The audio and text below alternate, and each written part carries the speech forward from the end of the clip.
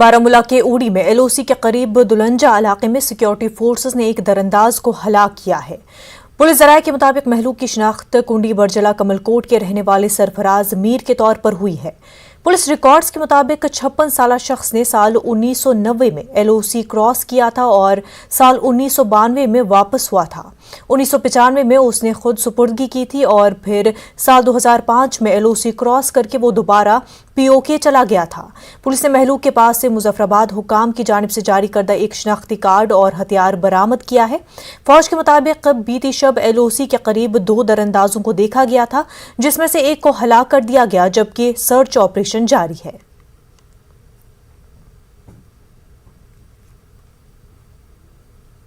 National conference के सदर doctor Farooq Abdullah ने होकरसर एनकाउंटर की गैर जानिबदाराना जांच का मुतालबा किया है।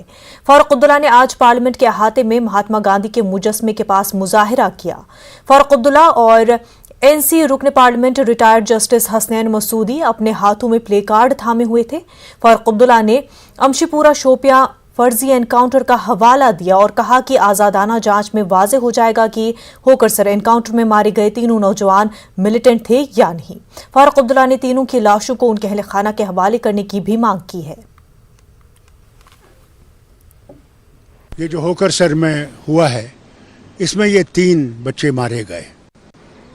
हमारी अपील ये है कि साहब ये आतंकवादी नहीं थे और इसकी इंडिपेंडेंट इंक्वायरी कीजिए और इंडिपेंडेंट इंक्वायरी में ये साबित हो जाएगा आपको कि ये गलती से मारे गए। जैसे फ़ौज ने मान लिया कि वो गलती हो गई थी और उनने एक्शन लिया है, जिसके लिए हम फ़ौज के बहुत ही आभारी हैं कि उनने बहुत अच्छा काम किया।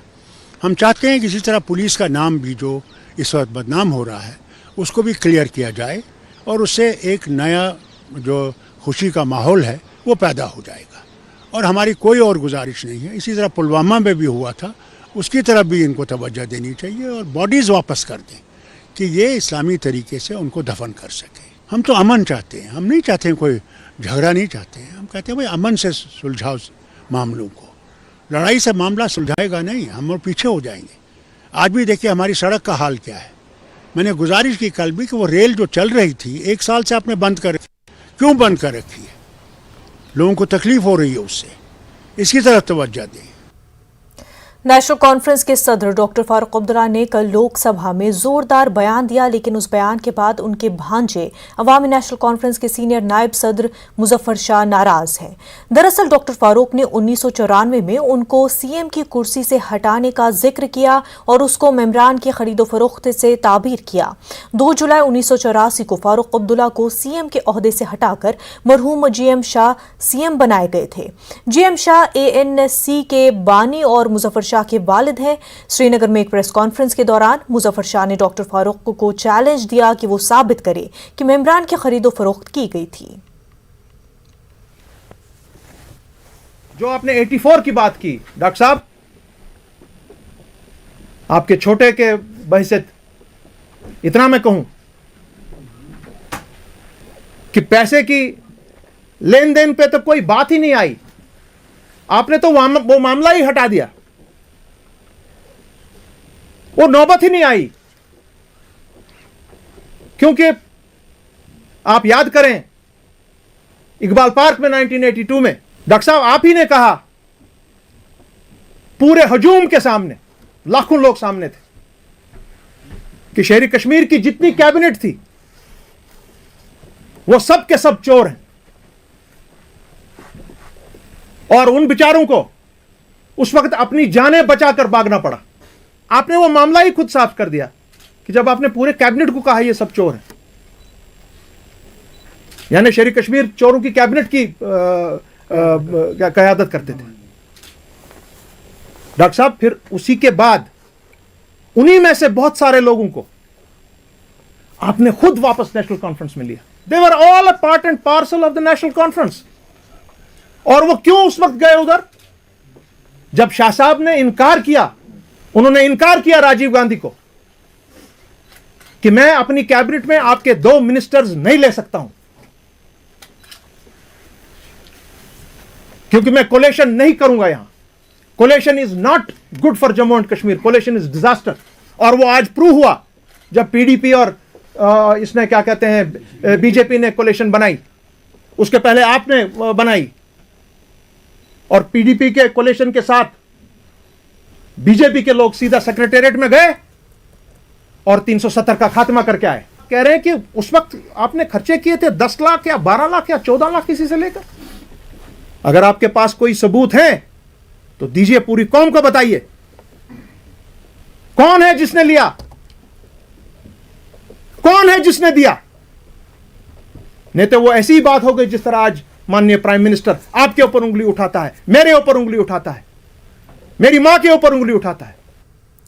जम्मू कश्मीर में दाखिले के मरकज लखनपुर कठुआ में बैरूनी रियासतों से आने वाली गाड़ियों की मूवमेंट को पिछले 10 महीनों से बंद रखा गया है, जिसकी वजह से मुख्तलिफ रियासतों के बाशिंदों को यूटी में दाखिले के लिए परेशानी झेलनी पड़ रही है। एक निजी बस में वापस लौटे जम्मू कश्मीर के बाशिंदों को लखनपुर पर रोक दिया गया, जिस पर लोगों ने एहतजाज किया। लोगों ने एलजी इंतजामिया से गुहार लगाई है कि लखनपुर कॉरिडोर को खोला जाए। ऑपरेटेड हैं सारे, लेकिन उनको आगे नहीं जाने दे रहे हैं। यहाँ से कह रहे हैं कि आप गवर्नमेंट बसेस में जाइए, वहाँ भेड़ बकरियों की तरह इसमें चढ़िए और वहाँ चाहिए, वहाँ कोरोना नहीं है, बाकी चीजें नहीं है, लेकिन जो स्लीपर गाड़ीज है उनको जाने नहीं देते हैं। इससे हमारी मुश्किलात बढ़ रही हैं। हमारे पेशेंट वहाँ पर पड़े हुए हैं बेचारे, उनको मतलब ट्रीटमेंट चल रहा है, उनके वो ऑपरेटेड है। पूरा भारतवर्ष अभी खुला है, कहीं कोई रोकता नहीं, लेकिन यहाँ जब ये बाहर के लोग या जम्मू कश्मीर के लोग आते हैं तो यहाँ आप उनको रोकते हो, उनको ये बता देते हो कि आपके जम्मू कश्मीर में कुछ अलग कानून है। यूटी सरकार ने ये दिखा दिया, ये करप्शन की एंट्री है यहाँ लखनपुर में।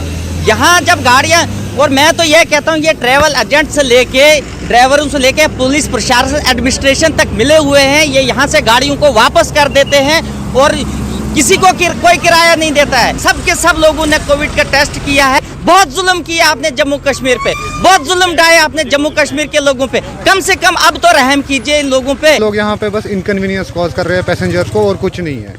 कोविड तो पूरी दुनिया में किसी भी बॉर्डर पे नहीं रोका, ना किसी और बॉर्डर पे रोकते हैं जाते समय आते समय, बस यही रोकते हैं। यहाँ पे लोगों को लूटने का काम हो रहा है। टेस्ट किया मेरे को तो इन्होंने कोई सैंपल भी नहीं लिया, ऐसे ही नेगेटिव लिख के डाला है। तो कौन सा कोरोना है? ये तो लोगों का टाइम ज़ाया कर रहे हैं। दिल्ली से हमने किराया दिया है जम्मू का, यहाँ पहुँच गए, यहाँ बोलते हैं ये दूसरी गाड़ी में चढ़ो। हमारे पास पैसे नहीं है और थोड़ा सामान दिया है। हम अकेला आदमी क्या करेगा? इस सामान को कहाँ ले जाएगा? हम इसको किराया तो जम्मू का दे दिया है। मरकती सुमो स्टैंड अवंतीपोरा के ड्राइवरों ने टोल प्लाजा चरसो अवंतीपोरा हुकाम के खिलाफ सख्त बरहमी का इजहार किया है। उनका कहना है कि दिन ब दिन टोल फीस में इजाफा किया जा रहा है, जिसकी वजह से उन्हें मुश्किलात का सामना है। उन्होंने कहा कि अगरचे अवंतीपोरा के ड्राइवरों के लिए रियायत रखी गई थी, ताहम इसके बावजूद ड्राइवरों को तंग किया जा रहा है।